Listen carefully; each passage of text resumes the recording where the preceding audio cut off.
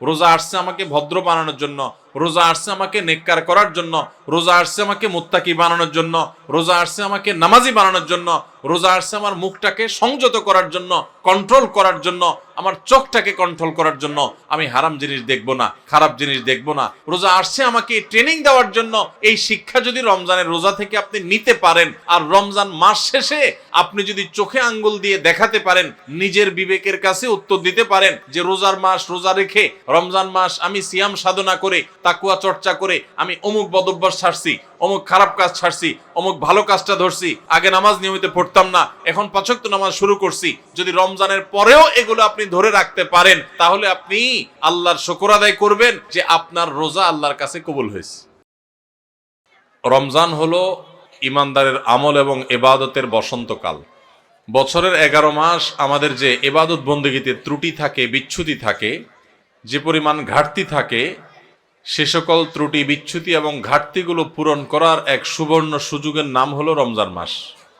একজন ব্যবসায়ী যেরকম তার ব্যবসার সারা বছরের ঘাটতি পোষায় নিতে পারেন সিজনের ব্যবসা দিয়া, ইমানদার তার 11 মাসের ইবাদত বন্দেগী, আখিরাতের পথে যাত্রার যে পাথেয় সংগ্রহ করা, সেই সংগ্রহ করার বিষয়ে যে তার ঘাটতি থাকে, ত্রুটি থাকে, বিচ্যুতি থাকে, সেটা তার পোষানোর সুযোগ আসে রমজান মাসে। আমরা বেশিরভাগ মানুষ সারা জীবন রমজান মাসে রোজা রাখি। অনেকে আছেন বয়স এখন 40, 50, 60 বছর পর্যন্ত হয়ে গেছে, প্রতি বছরই মাশাআল্লাহ রোজা রাখেন। রোজা কেন রাখেন সেই উদ্দেশ্যই জানেন না। তাহলে কিভাবে আপনার রোজার উদ্দেশ্য আপনি সফল কাম হতে পারবেন? আপনি কেন রোজা রাখেন সেটাই যদি না জানেন, তো এই রোজা আপনার কি কাজে আসবে? আল্লাহ সুবহানাহু ওয়া তাআলা কোরআনে কারীমে বলেছেন, কুতিবা আলাইকুমুস সিয়াম, তোমাদের উপরে রমজানের রোজা ফরজ করা হয়েছে। কামা কুতিবা আলাল্লাযীনা মিন ক্বাবলিকুম, যেমন তোমাদের পূর্বে যত জাতি এসেছে পৃথিবীতে সবার উপরে রমজানের রোজা ফরজ করা হয়েছিল। তো একইভাবে তোমাদের উপরে রোজা ফরজ করা হয়েছে। সবার উপরে রোজা ছিল আর তোমাদের উপরেও রোজা ফরজ করা হয়েছে। তো রোজা কেন ফরজ করা হয়েছে? লাআল্লাকুম তাত্তাকুন, আশা করা যায় এই সম্ভাবনা তৈরি হবে যে রোজা রাখলে তোমরা তাকওয়া অর্জন করতে পারবা, মুত্তাকি হতে পারবা। তাকওয়া অর্জন করা আর মুত্তাকি হওয়ার মানে হলো আল্লাহর ভয় থেকে, আল্লাহর প্রতি শ্রদ্ধা থেকে, আল্লাহর সকল আদেশ নিষেধগুলো মেনে চলা, এর নাম হলো তাকওয়া। তাকওয়া হলো কি? আল্লাহর ভয়ে, যে আল্লাহর সামনে দাঁড়াতে হবে, আল্লাহর সমস্ত আদেশ নিষেধ আমাকে মেনে চলতে হবে, সেই চেতনা থেকে আল্লাহর সমস্ত আদেশ, সকল নিষেধগুলো থেকে বেঁচে থাকা, সকল আদেশগুলো মেনে চলা আর সকল নিষেধ থেকে বেঁচে থাকা, এর নাম কি? তাকওয়া। রমজানে আমরা রোজা রাখি মূলত এই তাকওয়া অর্জন করার জন্য। তাকওয়া শিখায় আমাদেরকে রোজা। এখন প্রশ্ন উঠতে পারে যে রমজানের রোজা কিভাবে আমাদেরকে তাকওয়া শিখায়? রোজার একটা নিকটবর্তী উদ্দেশ্য আছে, আরেকটা আছে দূরবর্তী উদ্দেশ্য। আমরা অনেক কাজ করি যে কাজগুলোর একটা প্রাথমিক উদ্দেশ্য থাকে, আরেকটা থাকে চূড়ান্ত উদ্দেশ্য।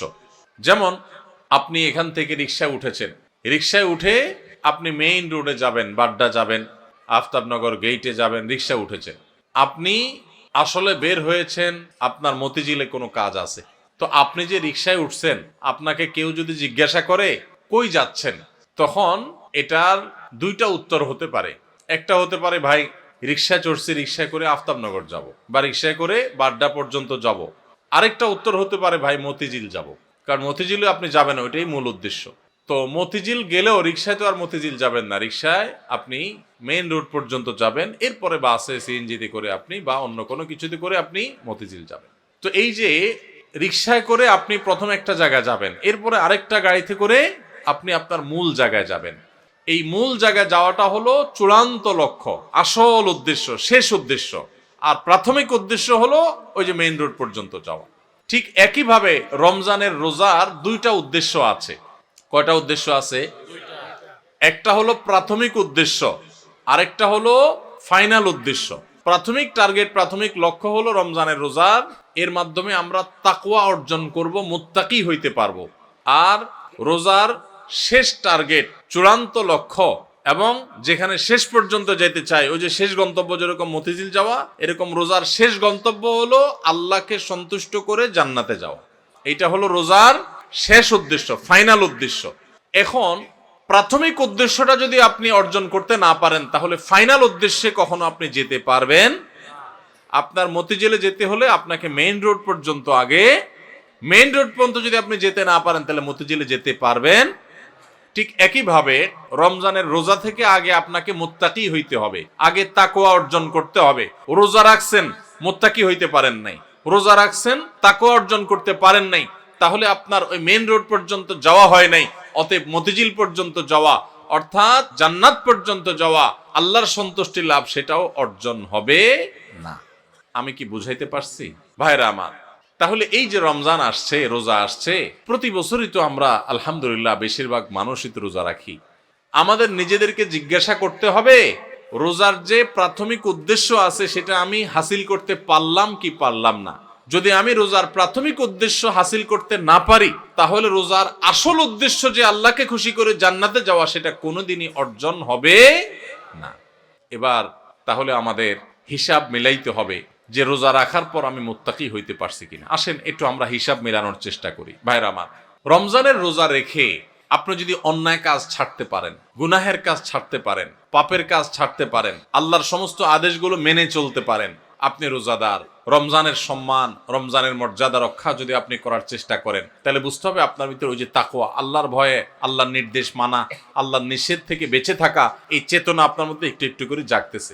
এরপরে পুরো মাস রোজা থাকার পর রমজান শেষে যদি আপনার কাছে মনে হয় যে আপনি মাশাআল্লাহ কিছু গুনাহ ত্যাগ করতে পারছেন, আপনি আগে ধূমপান করতেন, আপনি রমজান মাসে যেহেতু রোজার দিনে সারাদিন আপনি ধূমপান করতে পারেন না, আবার রাতে 6-7 ঘন্টা ঘুমায় থাকেন, 1 ঘন্টা তারাবিতে চলে যায়, তাইলে গড়ে 19-20 ঘন্টা বা 17-18 ঘন্টা, 19 ঘন্টা 20 ঘন্টা আপনি এঙ্গেজ থাকেন, চাইলেও ধূমপান করার সুযোগ নেই, তাহলে আর বাকি থাকে 4 ঘন্টা 24 ঘন্টার মধ্যে। তাহলে রমজান মাসে আপনি যদি এই 4টা ঘন্টা কষ্ট করে জিম খিসি থাকতে পারেন, তাহলে 1 মাসেই আপনি চাইলে এই বদভ্যাস ত্যাগ করতে পারেন।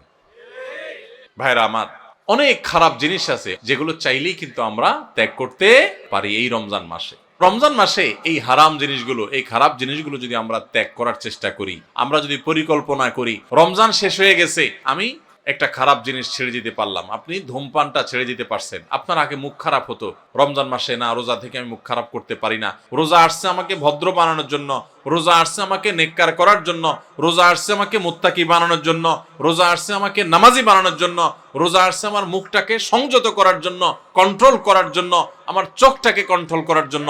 আমি হারাম জিনিস দেখবো না, খারাপ জিনিস দেখবো না। রোজা আসছে আমাকে ট্রেনিং দেওয়ার জন্য।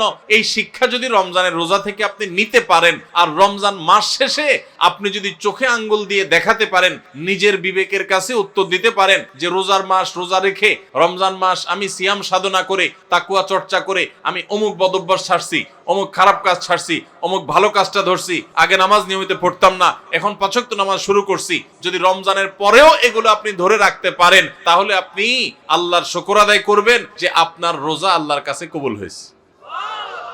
এবং কবুল হয়েছে দেখে আল্লাহ আপনাকে রোজার মাধ্যমে ভালো কাজ করার তৌফিক দিচ্ছেন, খারাপ কাজ থেকে বাঁচার তৌফিক দিচ্ছেন। ভাইরা আমার, এই জন্য যে আমাদের রোজাগুলো হবে, রোজার উদ্দেশ্য যেন আমি হাসিল করতে পারি, সেজন্য ভাইরা আমার, আপনি রিক্সা উঠলেন, মেইন রোডে যাবেন, তারপরে আপনি মতিঝিল যাবেন, আপনি মেইন রোডে যাবেন এই জন্য রিক্সা উঠছেন, ঠিক আছে, কিন্তু রিক্সা কোনো কারণে পাঞ্চার হয়ে গেছে, এই পাঞ্চার হওয়া রিক্সা আপনি বসে আছেন, আপনি আর যান নাই, আপনি আরেক রিক্সা উঠেন নাই, আপনি ফেরত চলে আসছেন, তাহলে আপনি কখনো মতিঝিল যাইতে পারবেন না।